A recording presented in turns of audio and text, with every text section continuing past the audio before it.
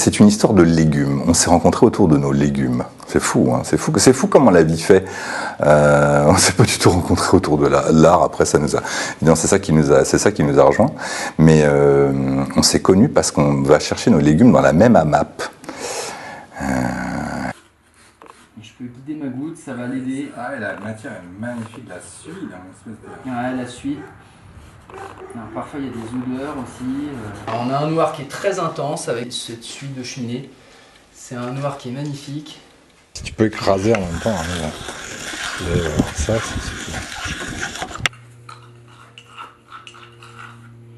Je travaille vraiment dans la solitude et le silence de mon atelier. J'entends tout ce qui se passe autour, les petits moutons, etc. Au fond de la cour, c'est caché par les arbres, mais il y a une grange, il y a un grand bâtiment au fond, une grange, et il y avait également un four à pain dans le coin là-bas. Ce qui m'a vraiment pris, c'est sa démarche, c'est le côté, voilà, il fait tout lui-même, ses peintures, ses pigments, les cadres, les châssis. Le seul truc qu'il fait pas, c'est l'huile, faire pousser le bois. Là, c'est un petit peu de soufre. Alors le soufre, il a une odeur, ça sent un peu le soufre quand j'en utilise, mais il a un jaune qui est quand même très particulier, qui est presque vert, qui est incroyable. Dans un moment de folie, je vais lui faire couler certainement de l'encre de Chine. Ça va être quelque chose de très délicat à faire.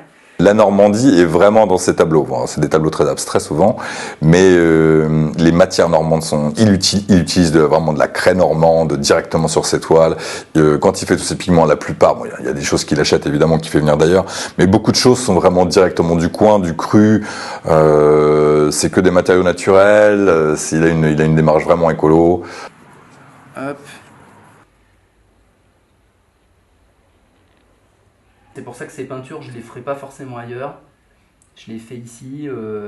La symbolique de l'étable, elle est énorme. C'est comment dire, le lieu de naissance de Jésus. Et donc Jésus est né dans une étable. Il a ce rapport très direct, il a des images mentales, elles arrivent et il les concrétise. Il est dans un rapport, il y a presque quand il peint, et quand je le regarde peindre, il y a presque un acte de foi. Il y a un lâcher-prise énorme, il y a une confiance. Et ça m'a fasciné.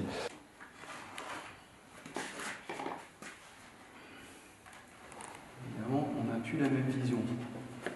Alors ça, c'est un tableau qui est extrêmement fragile, ça sort de mon atelier à Ivreville, et alors c'est pas du tout verni.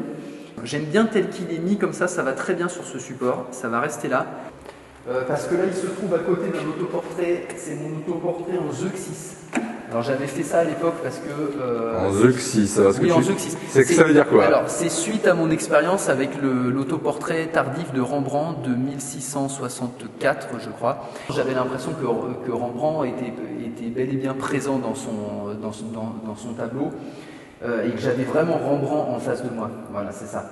Que c'était pas juste juste de la matière, mais que c'était vraiment Rembrandt qui était là. Et que ce Rembrandt me riait au nez en me disant tiens, ben regarde, moi je suis là depuis des centaines d'années dans ce tableau et c'est bien moi qui suis là. Cette double courbe ici, là, comme ça, c'est The Line of Beauty and Grace. C'était presque mystique parce que je voyais les groupes qui passaient, mais je ne les voyais pas en fait, je ne voyais pas les gens autour, c'était juste ce tableau et moi. Oh, Afrique, sauve-moi, la Nouvelle-Amérique. En fait, le projet du lac Tchad, c'est de faire un tuyau qui vienne prendre de l'eau dans le Chari et l'amener au lac Tchad à quelques centaines de kilomètres. Ouais. Et ça permettrait de remettre de l'eau dans le lac Tchad, de complètement relancer l'économie là-bas. Parce qu'autrement, c'est le désert qui est en train de ensevelir, le lac qui est en train de se faire ensevelir par le désert. Ce projet, s'il avait été fait il y a 50 ans, la face du monde aurait été changée, de l'Afrique déjà aurait été changée complètement.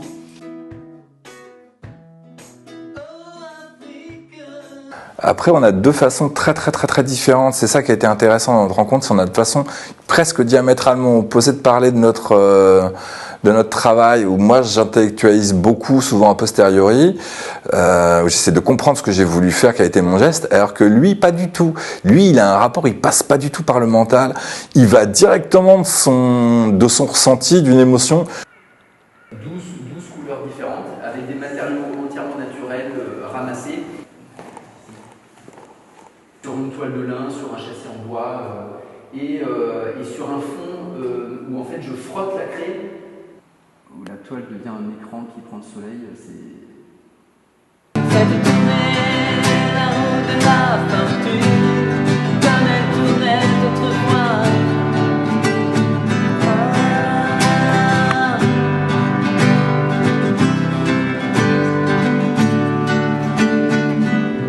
J'espère que vous en tirerez quelque chose au-delà de la peinture, parce que je pense que c'est vraiment c'est quelque chose qui va au-delà de la peinture.